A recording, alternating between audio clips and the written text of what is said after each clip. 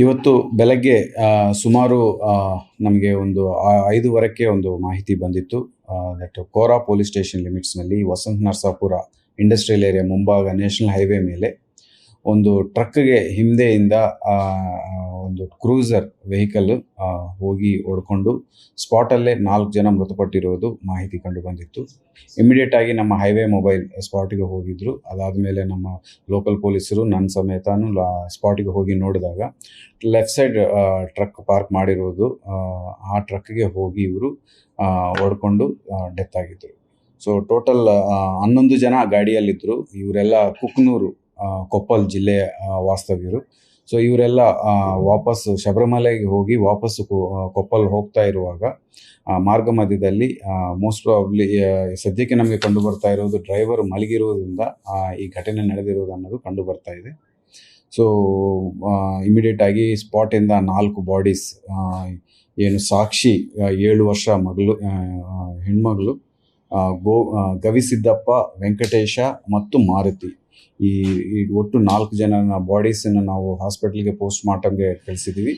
ಉಳಿದಿರುವ 6 ಜನನ್ನು ಗಾಯಾಳಾಗಿ ಏನಿದ್ದಾರೆ ಅವರೆಲ್ಲರನ್ನು ನಾವು ಗೌರ್ಮೆಂಟ್ ಹಾಸ್ಪಿಟಲ್ಗೆ ಟ್ರೀಟ್ಮೆಂಟ್ಗೆ ಕಳಿಸಲಾಗಿದೆ.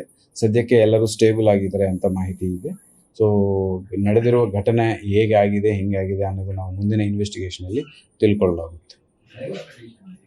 ಡ್ರೈವರ್ ಚೆನ್ನಾಗಿದ್ದಾರೆ, ಮಾತಾಡ್ತಾ ಇದ್ದಾರೆ. ಸೊ ಹೇಗೆ ಆಗಿದೆ ಅನ್ನೋದು ನಾವು ಮುಂದಿನ ಇನ್ವೆಸ್ಟಿಗೇಷನ್ ತಿಳ್ಕೊಳ್ಳಲಾಗುತ್ತೆ.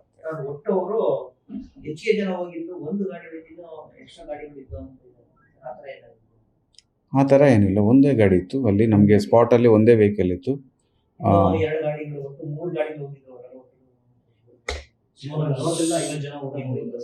ಸೊ ಸದ್ಯಕ್ಕೆ ನಮಗೆ ಅಲ್ಲಿ ಸ್ಪಾಟಲ್ಲಿ ಒಂದೇ ವೆಹಿಕಲ್ ಸಿಕ್ಕಿತ್ತು. ಅದರಲ್ಲಿ ಒಬ್ಬ ವ್ಯಕ್ತಿ ಮಾತ್ರ ಮಾತಾಡ್ತಿದ್ರು, ಮಿಕ್ಕಿದವರೆಲ್ಲ ಶಾಕಲ್ಲಿದ್ದರು, ಇಂಜುರಿ ಆಗಿದ್ರು.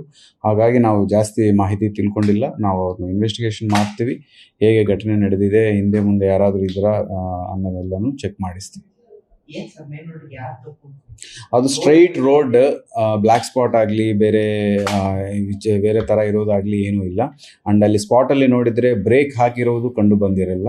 ಅದಕ್ಕೆ ಜನರಲಿ ಅರ್ಥ ಏನಂದರೆ, ಯಾರಾದರೂ ಮಲಗಿದ್ದಾಗ ಅದೆಲ್ಲ ನೋಡದೆ ಹೋಗಿ ಹಿಂದೆಯಿಂದ ಹೊಡ್ಕೊಳ್ಳೋದು. ಆ್ಯಂಡ್ ಅದರಲ್ಲಿ ನಿಂತಿರುವ ಟ್ರಕ್ಗೆ ಅವರು ರೈಟ್ ಸೈಡ್ ಆಗಿಲ್ಲ, ಹಿಟ್ಟು ಲೆಫ್ಟ್ ಸೈಡ್ ಆಗಿದ್ದಾರೆ. ಸೊ ಅದು ಅಂದರೆ ಈ ಕ್ರೂಸರ್ ಏನಿದೆ ಅದು ತೀರಾ ಲೆಫ್ಟ್ ಸೈಡ್ಗೆ ಹೋಗಿ ಲೆಫ್ಟ್ ಸೈಡ್ ನಿಂತಿರೋ ಗಾಡಿಗೆ ಇದೆ. ಸೊ ಹಾಗಾಗಿ ಅಲ್ಲಿ ಇಬ್ಬರ ಮೇಲೆ ನಾವು FIR ಮಾಡಿದ್ದೀವಿ. ಒಂದು ಡ್ರೈವರ್ ಪ್ರದೀಪ್ ಅನ್ನೋರ ಮೇಲೆ, ಇನ್ನೊಬ್ಬರು ಸತೀಶ್ ಟ್ರಕ್ ಏನು ನಿಂತಿದೆ ಅವ್ರ ಮೇಲೇನೂ ನಾವು FIR ಮಾಡಲಾಗಿದೆ. ಸೊ ಟ್ರಕ್ ಅವರು ವಾಶ್ರೂಮ್ ಹೋಗಬೇಕು ಅಂತ ನಿಂತಿದ್ರಂತೆ. ಅವರು ಅಲ್ಲೇ ಇದ್ದರು ಸ್ಪಾಟಲ್ಲಿ. ಸೊ ಸ್ವಲ್ಪ ಹೊತ್ತು ಮೇಲೆ ಅವರು ಅಲ್ಲಿಂದ ಹೊರಟೋಗಿದ್ರು ಅಂತ ಮಾಹಿತಿ ಬರ್ತಾ ಇದೆ. ನಾವು ಇಮಿಡಿಯೇಟಾಗಿ ಅವ್ರನ್ನ ಸೆಕ್ಯೂರ್ ಮಾಡಿ ಮುಂದಿನ ಇನ್ವೆಸ್ಟಿಗೇಷನ್ ಮಾಡಲಾಗುತ್ತೆ. ಫಾಗಿಂದ ಏನೂ ಕಂಡು ಬರ್ತಾ ಇಲ್ಲ, ಬಟ್ ಮಲಗಿದ್ರೆ ಅಂತಲೇ ಕಂಡು ಬರ್ತಾ ಇದೆ. ಅವ್ರ ಮುಂದೆ ನಿಲ್ಸಿದ್ದಿದ್ರಂತೆ. ಅಲ್ಲ, ಅವರು ಆಕ್ಸಿಡೆಂಟ್ ನಡೆದಾದ ಮೇಲೆ ಹೈವೇ ಪೆಟ್ರೋಲ್ ಅವರೇ ಮೊದಲ ನೋಡಿ ಆಮೇಲೆ ರೆಸ್ಪಾಂಡ್ ಆಗಿದ್ರು. ಆದಮೇಲೆ ಇಮಿಡಿಯೇಟಾಗಿ ನಾವು ಕ್ರಮ ತಗೊಳ್ಳಲಾಗಿದೆ.